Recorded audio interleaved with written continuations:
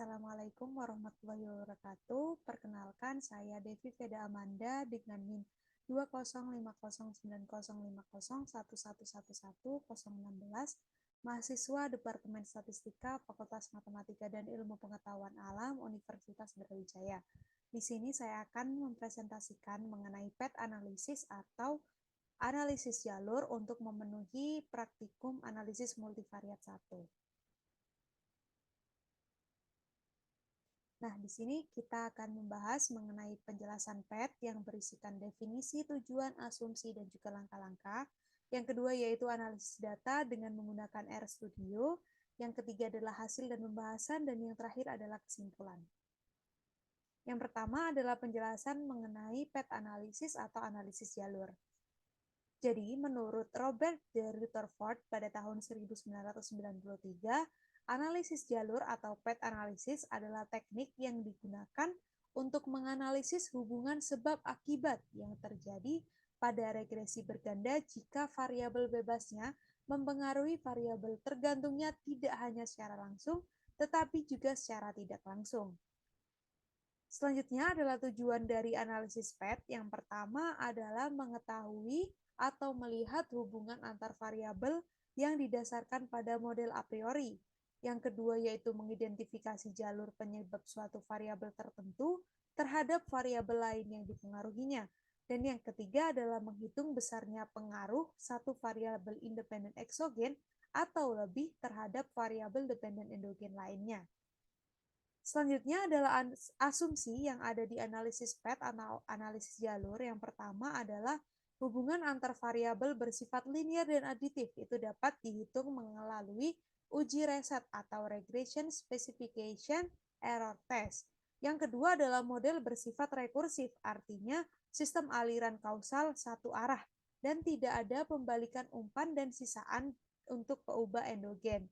Yang ketiga adalah variabel terikat atau endogen diukur dalam sekurang-kurangnya berskala interval. Yang keempat adalah variabel penjelas diukur tanpa kesalahan. Dan yang kelima adalah spesifikasi model tepat untuk menginterpretasikan koefisien jalur. Nah, berikut merupakan langkah-langkah untuk melakukan analisis jalur. Yang pertama adalah merancang model berdasarkan konsep dan teori. Yang kedua, pemeriksaan terhadap asumsi yang melandasi analisis jalur. Yang ketiga yaitu melakukan pendugaan parameter atau menghitung koefisien jalur. Yang keempat, pemeriksaan validitas dengan menggunakan koefisien determinasi dan juga teori trimming. Dan yang terakhir adalah melakukan interpretasi dari hasil analisis yang didapatkan. Nah, berikut merupakan analisis data dengan menggunakan RStudio. Data yang digunakan ini berasal dari Kaggle, yaitu berisi mengenai provinsi yang ada di Argentina. Adapun variabel yang digunakan adalah population atau banyaknya populasi, school dropout, illiterasi, GDP, dan juga poverty.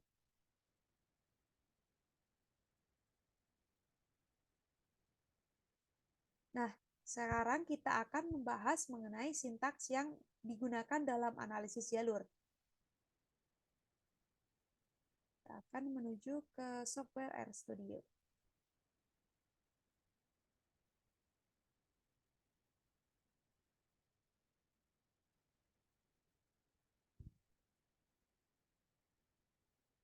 Oke, berikut merupakan sintaks yang digunakan untuk analisis jalur. Yang pertama, kita membuat judul, yaitu laporan praktikum kedua Anmul. Ini judul sesuai dengan keinginan dari si pembuat. Yang selanjutnya, kita harus menginstal package yang digunakan dalam analisis jalur atau PET analisis, yaitu LMTest, QuantPhysics, Lavaan, CorePlot, dan juga Semplot. Setelah melakukan install package, kita harus mengaktifkan library dari package tersebut. Dengan menggunakan function library, kita run. Mengaktifkan library dari LMTest, QuantPhysics, Lavaan, CorePlot, dan juga Semplot. Yang selanjutnya, kita harus melakukan input data yang digunakan untuk analisis jalur dengan menggunakan library read Excel agar RStudio bisa membaca file Excel yang telah kita import, yaitu didefinisikan sebagai namanya yaitu data dengan file PET seperti pada layar. Selanjutnya, untuk melihat data yang telah diimpor apakah sudah benar, kita menggunakan function view. Nah, di sini akan muncul data yang telah kita import. Selanjutnya, menggunakan function str_data untuk melihat apakah data tersebut sudah numerik atau belum. Dan di sini sudah numerik semua sehingga dilanjutkan untuk membuat data frame. Jadi membuat data frame yang berisi population, school dropout, illiterasi, GDP, dan juga poverty. Nah, untuk melihat jika ingin melihat data frame-nya, kita tinggal memanggil data 2. Selanjutnya, kita akan melakukan uji asumsi. Yang pertama adalah asumsi linearitas dan aditivitas menggunakan uji reset. Setiap model kita hitung satu persatu. Nah, di sini didapatkan nilai reset pada model pertama, p-value-nya adalah 0,2622, dan juga pada model yang kedua yaitu 0,6461. Untuk interpretasinya akan kita bahas lebih lanjut pada bab hasil dan pembahasan. Oke, untuk selanjutnya kita akan melihat korelasi antar variabel eksogen dengan menggunakan function core plot. Nah, di sini dapat terlihat untuk korelasi antar variabel eksogennya. Selanjutnya, kita melakukan analisis regresi pada model 1 dan juga model 2, dan juga memunculkan koefisien jalur pada model 1 dan model 2. Di sini sudah muncul yaitu nilai p-value secara simultan, dan ini merupakan nilai p-value setiap variabelnya. Untuk interpretasinya akan kita bahas lebih lanjut. Selanjutnya, kita akan mengetahui nilai koefisien dari tiap variabelnya, yaitu untuk population 1,00, school dropout 0,03, dan illiterasi min 0,11. Selanjutnya, pada model 2, sama seperti pada model 1, didapatkan p-value-nya adalah 1,724 kali 10 pangkat min 6, dan juga p-value setiap variabelnya ada intercept 1, kemudian illiterasi 5,67 kali 10 pangkat min 7, dan juga GDP 0,0103. Selanjutnya kita juga akan mengetahui koefisien nilai dari koefisien jalur pada model 2, illiterasi 0,8, dan juga di GDP min 0,32. Selanjutnya kita melakukan pada model yang ketiga yaitu lavaan, itu untuk model gabungan dan juga untuk memunculkan plot dari jalurnya.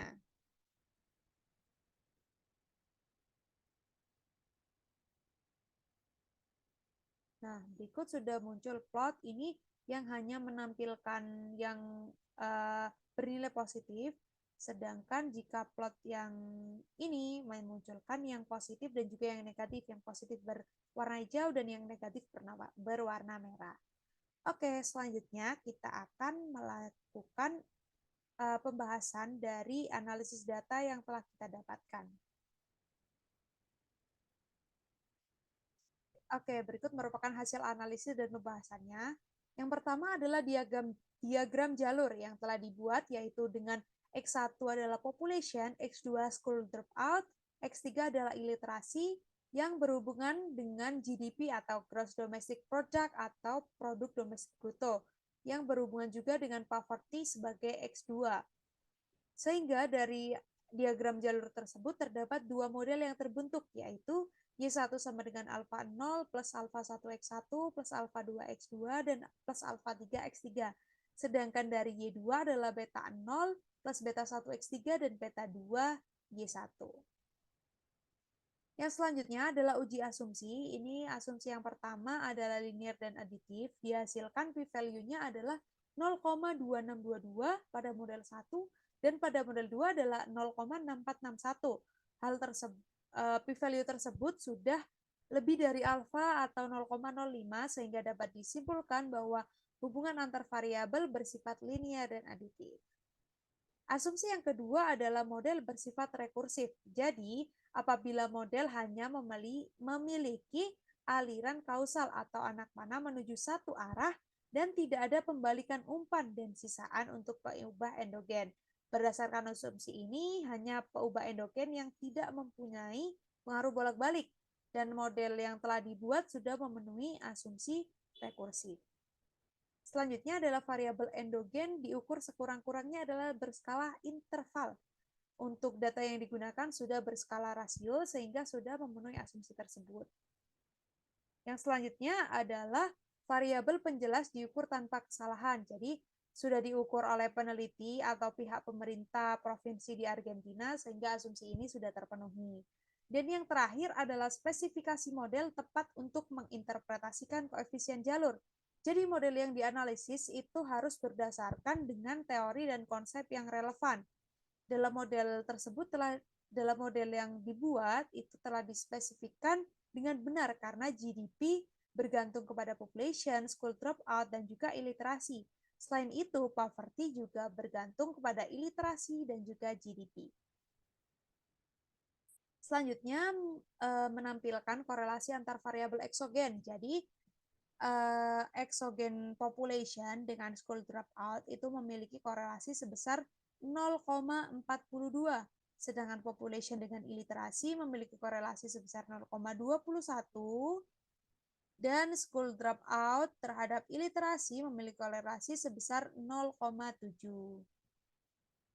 Yang selanjutnya, ini kita melihat hasil dari uji simultan, parsial, R-square, dan juga koefisien jalur pada setiap model. Yang pertama adalah model 1, menghasilkan p-value pada uji simultan sebesar 2,2 kali 10 pangkat min 16, yang berarti lebih kecil dari 0,05, sehingga variabel eksogen berpengaruh terhadap variabel perantara.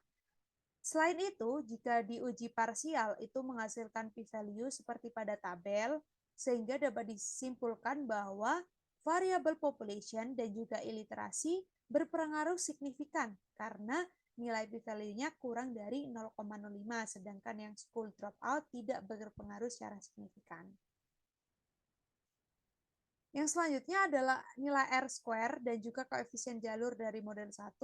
Nilai R-square-nya adalah 0,9951, sehingga P epsilon 1 adalah akar dari 1 min 0,991, yaitu 0,07. Sedangkan koefisien jalurnya yang population yaitu 1,00, school dropout 0,03, dan iliterasi min 0,11. Sama dilakukan pada model yang kedua, yaitu menghasilkan p-value 1,724 kali 10 pangkat min 6, yang berarti kurang dari 0,05, sehingga secara simultan iliterasi dan juga GDP berpengaruh terhadap poverty. Untuk uji parsialnya, itu yang berpengaruh adalah iliterasi dan juga GDP, karena hasilnya lebih kecil dari 0,05.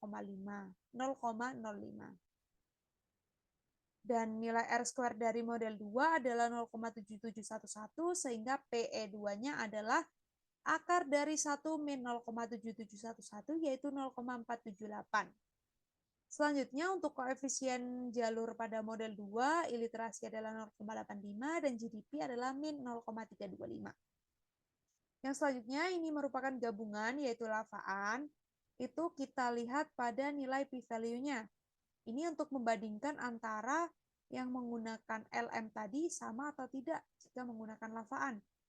Pada model 1 itu didapatkan variabel yang population dan juga iliterasi itu berpengaruh signifikan terhadap variabel respon karena p-value-nya kurang dari 0,05, yaitu 0,0 kurang dari 0,05. Sehingga hasilnya dapat disimpulkan bahwa sama dengan menggunakan function LM. Sedangkan yang model kedua itu variabel iliterasi dan juga GDP itu berpengaruh signifikan terhadap variabel respon karena nilai p-value-nya kurang dari 0,05, dan hal ini juga sama dengan menggunakan function LM. Yang selanjutnya, kita mengetahui diagram jalur yang terbentuk. Nah, yang berwarna hijau ini menunjukkan nilai yang positif, sedangkan yang berwarna merah itu nilai yang negatif. Di sini untuk membentuk plot menggunakan function SEM. Nah, dari adanya plot yang sebelumnya ini didapatkan persamaan yang terbentuk, yaitu Y1 adalah 0,7x1 plus 0,04x2 min 0,11x3, dan Y2-nya adalah 0,86x3 min 0,33y1. Pada model 1 diinterpretasikan yang koefisien 0,7 bahwa setiap kenaikan satu satuan population dengan variabel lain dianggap konstan, maka akan menaikkan GDP karena di sini bertanda positif sehingga menaikkan GDP sebesar 0,7. Untuk yang variabel X2 dan X3 interpretasinya juga sama. Kemudian yang di variabel Y2 misalkan yang koefisiennya adalah min 0,33. Itu berarti setiap kenaikan GDP karena Y1 ini merupakan variabel GDP dengan variabel lain dianggap konstan, maka akan menurunkan poverty sebesar 0,33. Di sini menurunkan karena koefisiennya adalah minus. Nah, selanjutnya kita melakukan pemeriksaan validitas model. Ini menggunakan rumus RM kuadrat sama dengan 1 min PE1 kuadrat dikali PE2 kuadrat, yaitu 1 min 0,07 kuadrat dikali 0,478 kuadrat, sehingga menghasilkan RM kuadrat 0,9988, atau jika dalam bentuk persentase yaitu 99,88%. Sehingga dapat disimpulkan bahwa model dapat menjelaskan sebesar 99,8878% informasi yang terkandung dalam data atau kontribusi variabel terhadap variabel endogen sebesar 99,88%. Sedangkan sisanya adalah 1,12% itu dipengaruhi variabel lain yang berada di luar model dan juga errornya. Selain itu, kita juga bisa menggunakan teori trimming, yaitu uji validasi koefisien jalur pada setiap jalur untuk mengetahui pengaruh secara langsung. Yang pertama itu population berpengaruh secara signifikan terhadap GDP karena p-value-nya kurang dari 0,05. Kemudian school dropout tidak berpengaruh secara signifikan karena p-value-nya yaitu 0,118 lebih besar dari 0,05. Kemudian iliterasi terhadap GDP berpengaruh secara signifikan, iliterasi terhadap poverty juga berpengaruh secara signifikan, dan GDP terhadap poverty berpengaruh secara signifikan.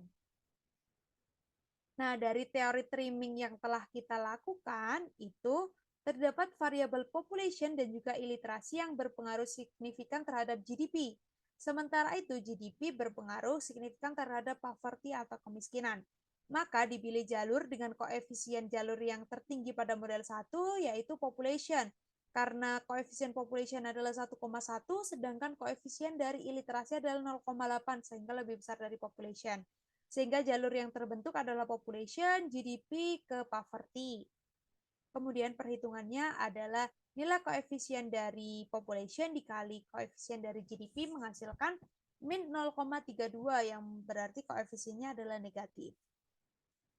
Selanjutnya kita menghitung kontribusi pengaruh, itu kontribusi relatif pengaruh population terhadap GDP itu adalah 1,0 kuadrat atau 1 sama dengan 100%.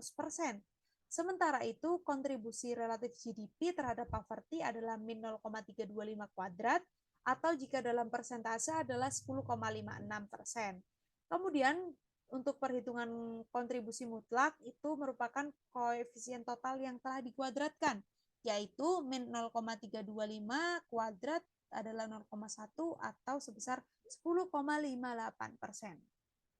Yang selanjutnya adalah pengaruh dominan.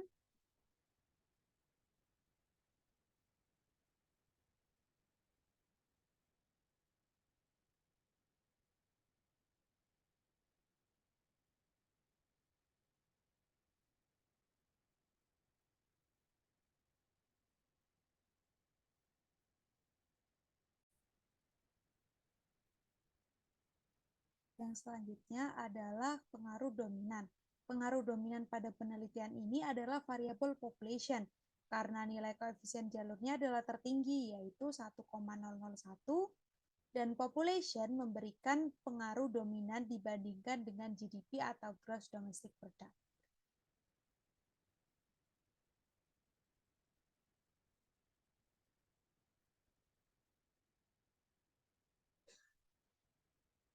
Yang selanjutnya adalah kesimpulan.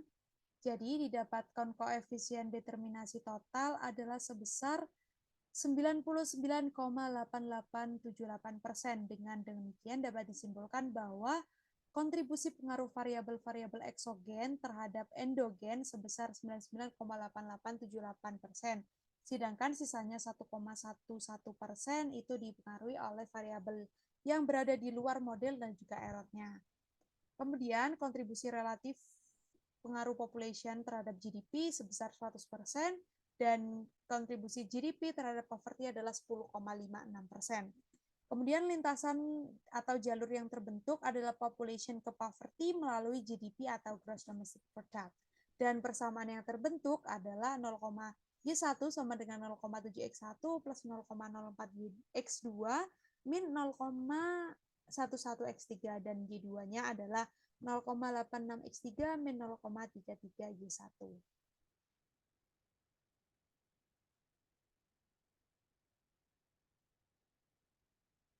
Baik, itu merupakan presentasi mengenai PET analisis atau analisis jalur yang telah saya paparkan. Semoga bermanfaat. Sekian.